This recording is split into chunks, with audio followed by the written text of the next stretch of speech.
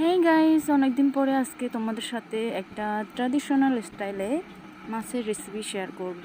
তো এখানে আমি একটা পাতিলের সাথে যাবতীয় মশলা, আদা, রসুন, পেঁয়াজ, সরষের তেল, তারপরে ধনিয়া পাতা দিয়ে দিলাম, আর লবণ, হলুদ, এগুলো তো আছেই। তো সবগুলো একসাথে মাখিয়ে নিচ্ছি। মাখিয়ে পরিমাণ মতো পানি দিয়ে দিলাম। পানি দিয়ে দেওয়ার পরে তারপর লবণটা একটু কম হয়েছিল, সেজন্য আমি লবণ আর একটু দিয়ে দিলাম। দিয়ে দেওয়ার পরে আমি চুলাতে বসাই দিব রান্নার জন্য। এই তো আমার রান্নাটা হয়ে গেছে।